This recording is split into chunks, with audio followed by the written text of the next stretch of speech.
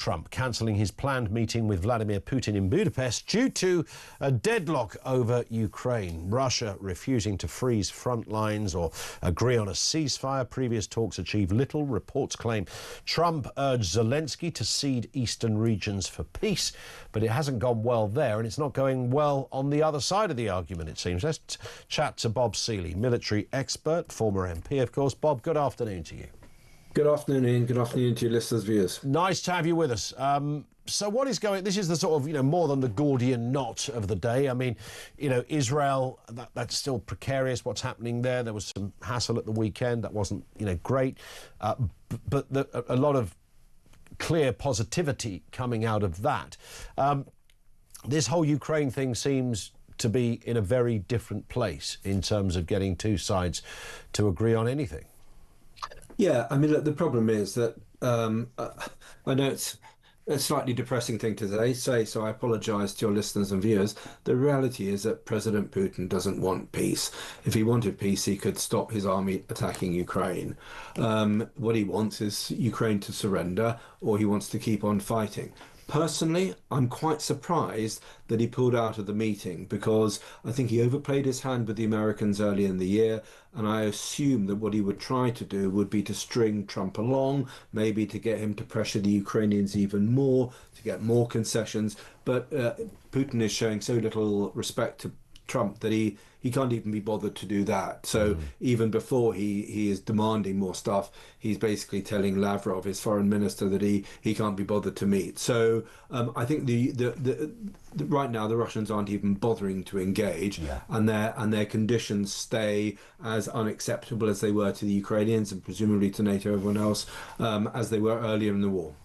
It's often said, and I'm sure there's complete truth in this, when it comes to concessions and the like, that it's all very well conceding, but you've got to look as if you've won something. Putin's not just going to walk away with his tail between his legs saying, well, I was hoping to get this, but unfortunately, guys, I didn't succeed. Sorry. He needs to walk away looking jubilant and victorious in this. Yeah, I mean, up to a point. Okay, he controls. I mean, that's a very good point. Ian. Okay, he controls the media, so even if he lost, he could he could potentially sell it as a victory. How many people would believe him or not is another matter. I think at a basic level, if he takes the whole of the Donbas area, which is these provinces of, they're called Lugansk and the other one's called Donetsk, and if he does that by next summer, he's got most of it, but not all of it. He could potentially say that's our victory, and I'm going to pocket that at least for the next year or two.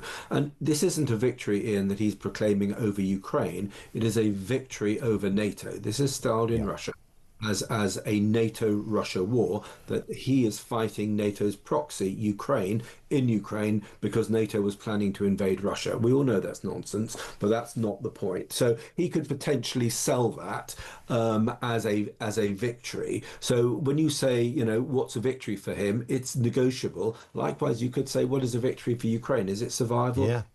Well, I was going to mention exactly that as well, Bob, in terms of, we know that, well, we understand that Trump had urged Zelensky to cede certain eastern regions of the country. Is Zelensky up for any of that, do you think?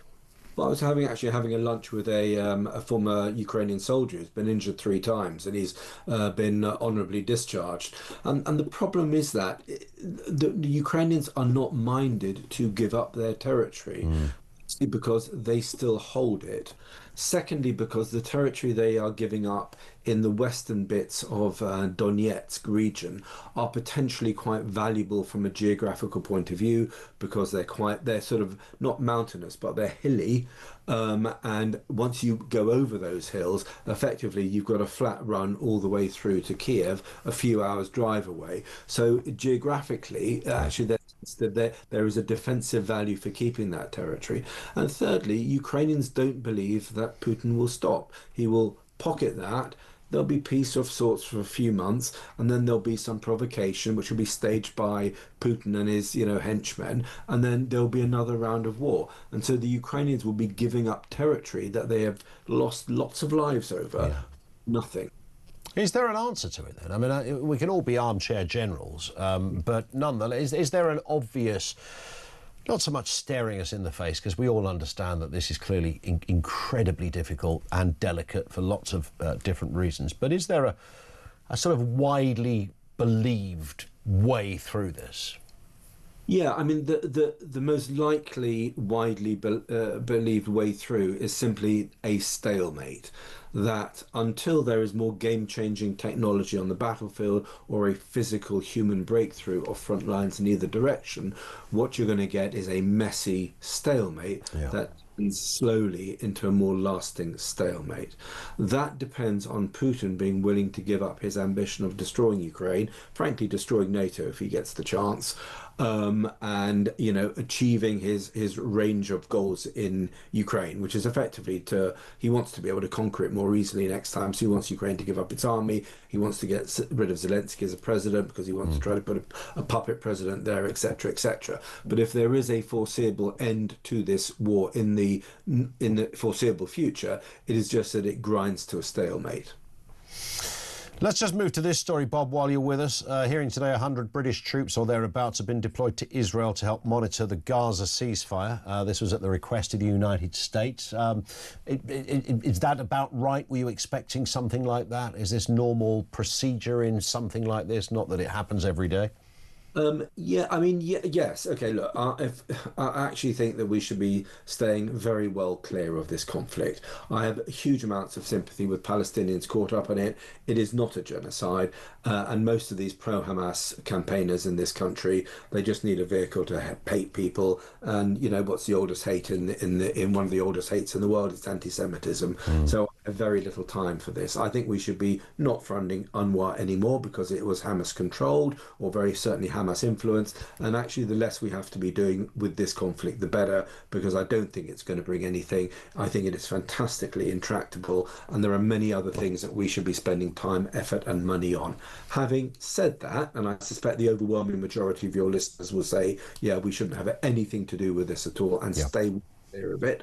The only thing I would say, look, if the Americans are our closest allies, if they're saying, look, please help, you've got some expertise here, we need you to come in and do a bit of work with us, it'll be useful for an international coalition, then, and actually the Brits are good at planning, and I understand that this is a planning contingent, and we're good at doing civil military coordination, etc. Sure. That's what we're coming in to help for. Fine. But actually, I would really like our soldiers not to be put in harm's way, because a British soldier's life is not worth anything that's going on in Gaza right now. Yeah, I think that's absolutely spot on. Bob, thank you as ever. Great to have you on with us. Bob Seeley, military expert, former Conservative MP. Thank you to him. Some other